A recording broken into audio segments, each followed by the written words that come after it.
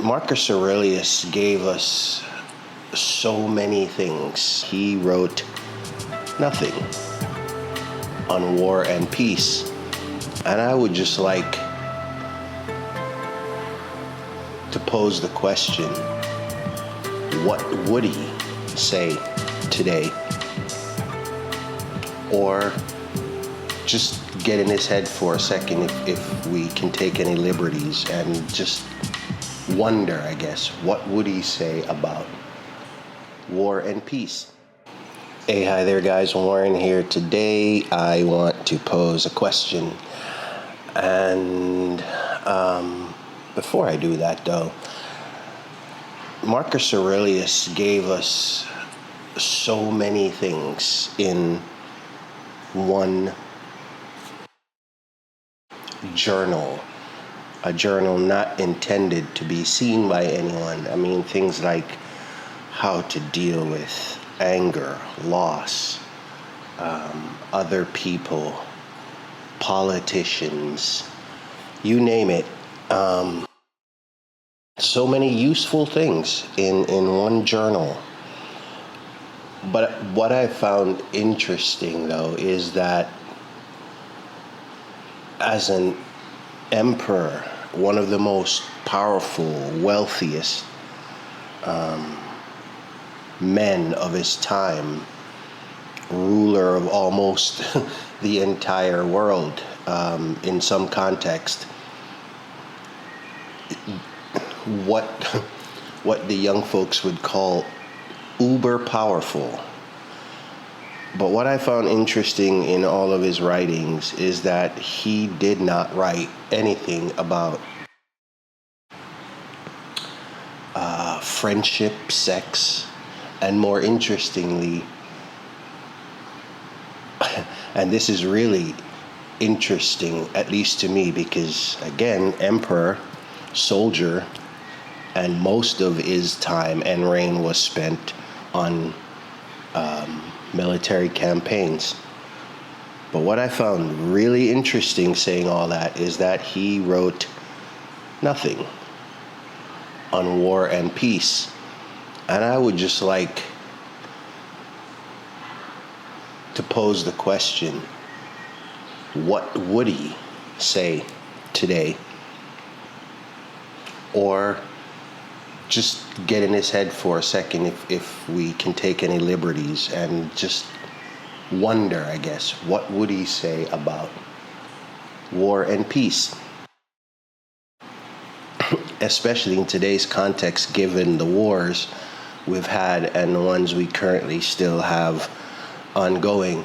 And I also want to preface our discussion from a soldier's perspective, and just put that, I guess, on the table, that any soldier, any military person that is a rational, moral, critical thinker, if asked what they think about war, would tell you, if it comes, we will fight, but we would rather not.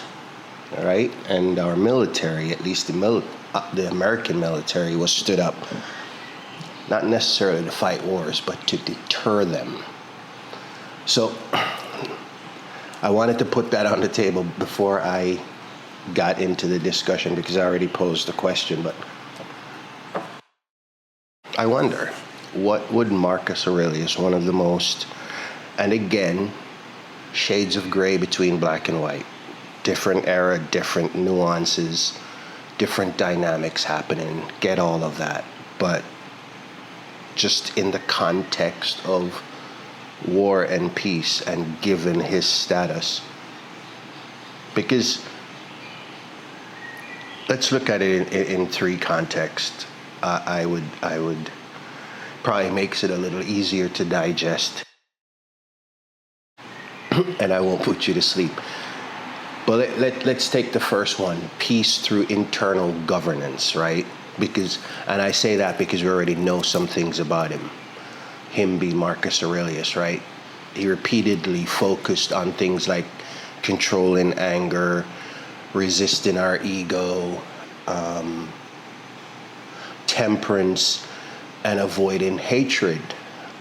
And that one is really important.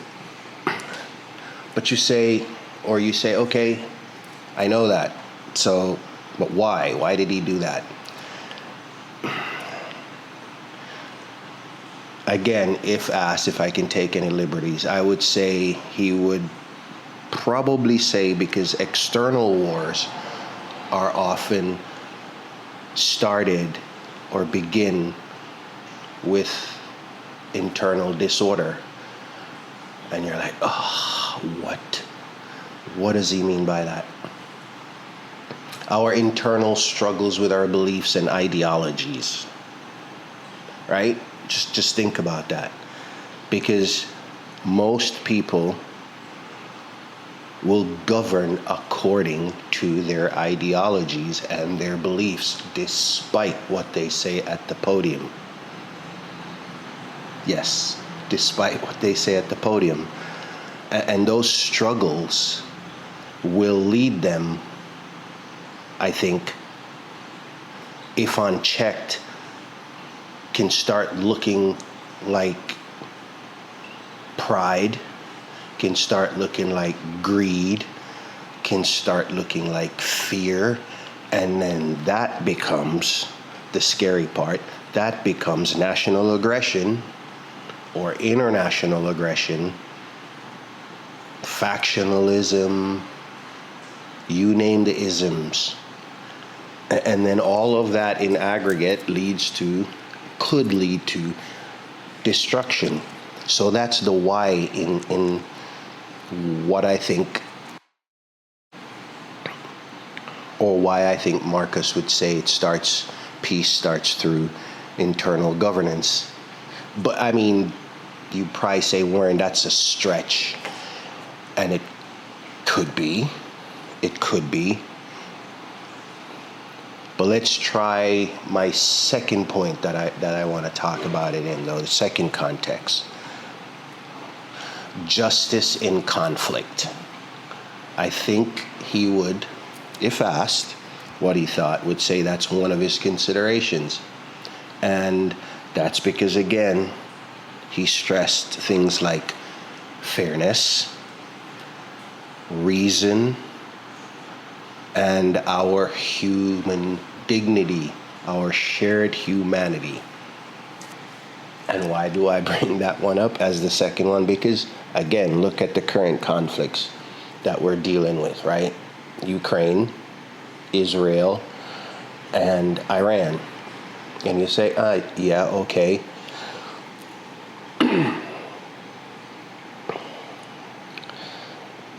Just keep this in mind. Even enemies, like I said in the open about soldiers worth their salt, critical thinkers with any morality, even enemies remain humans. As hard as it can be sometimes. I know we had our Abu Ghraib and other stories that tarnished the good things we were doing. I get that. And the modern implication of that statement is that war might sometimes be necessary, right? But brutality is never automatically justified. And you're like overly superficial and overly philosophical. Where are you going with that? Indiscriminate bombing and then using false flag operations to hide what you're doing. And I say indiscriminate bombing, not on non-military targets, but those that hurt humans, innocent non-combatants, and knowingly do it in the name of war or in the name of combat using false flag operations. And I'm not naming any countries specifically on which does or doesn't. We're rational, critical thinkers, and we know that it does happen, right? obstructing humanitarian aid from getting to non-combatants or displaced persons. So given what we know about what Marcus already said about other things, anger, politics, I don't think it's a stretch, like I alluded to, that some cynic might say my first point was. I really don't think it's a stretch.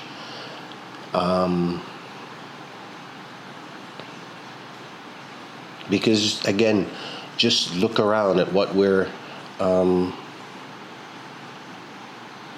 observing right now. And I think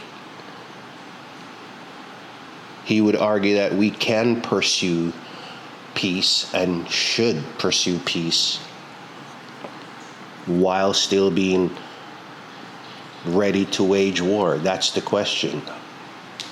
And he would answer, yes, as an emperor and as a soldier himself, I'm not going too far out on a limb in saying he probably would say yes. Can you still pursue peace while being prepared to wage war? Yes.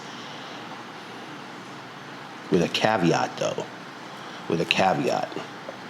If war is governed by necessity and virtue, and more importantly, restraint, which again, you don't see much of.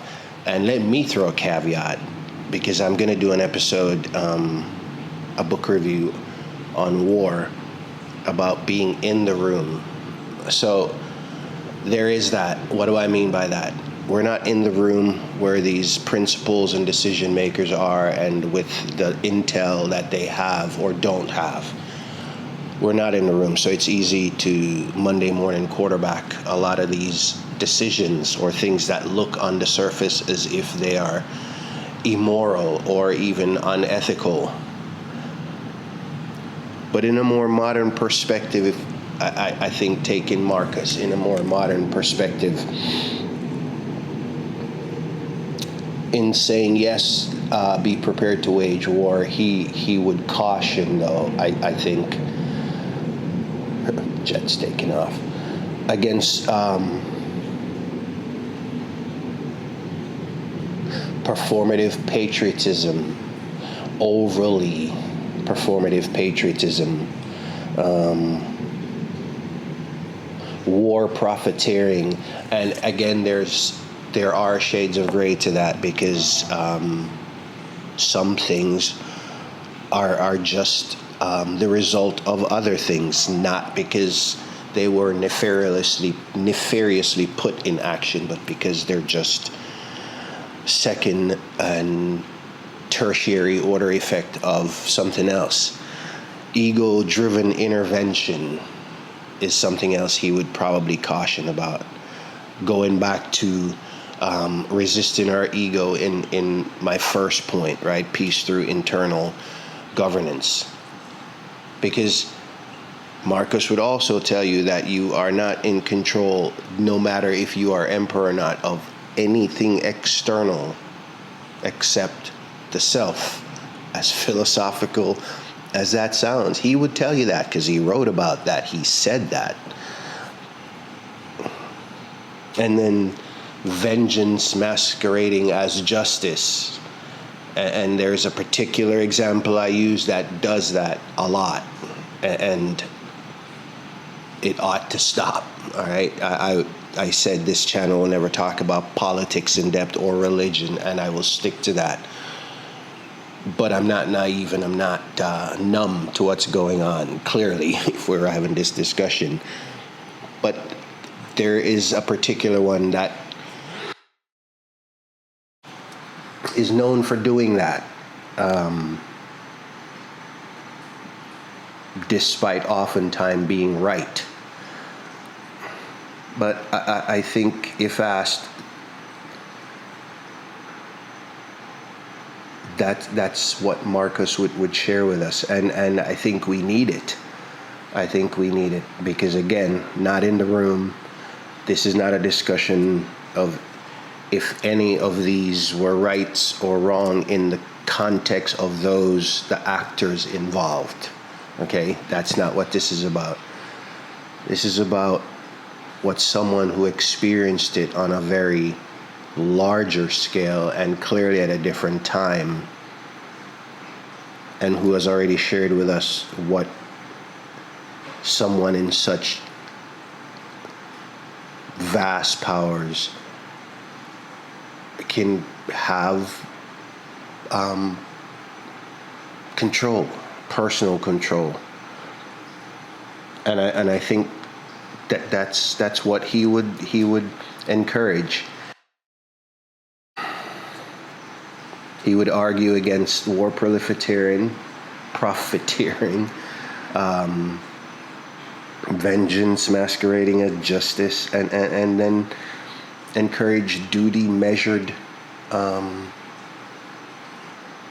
responsibility and duty measured force. You know, the appropriate force for the threat. Not obliterate something or somewhere because you can.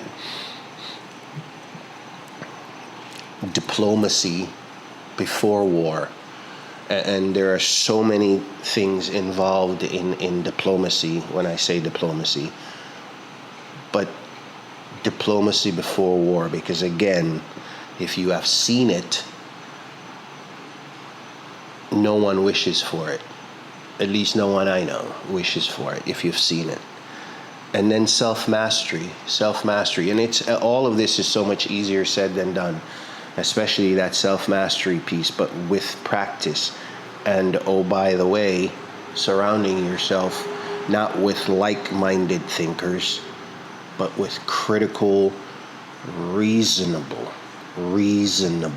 people that can see the forest for the trees, to simplify it some.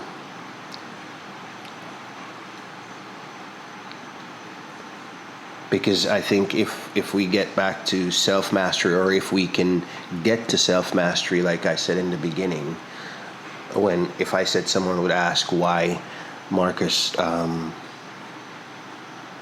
focused on self-control and resisting his ego, I said the why was because most external conflicts, not all, most external conflicts are started by internal disorder, binned around beliefs and ideologies. Warren's point of view, I'd love to hear what you think about it. But yeah, that's I wanted to pose that question and then kind of take some liberties based on what we know about Marcus and talk about what I think he would say to us if he was asked. But I found that interesting, though, that so much was shared with us in the meditations, but not much on friendship, sex, and war and peace. Maybe I'll look into the other two. I don't know if I find much value there, but not in this context anyway. But anyway, that's, I think, where I wanted to leave it and to share with you. But until our next discussion, which is next week, as always, be good out there. Take care of yourselves. Take care of each other. And we will talk again soon. I'll see you.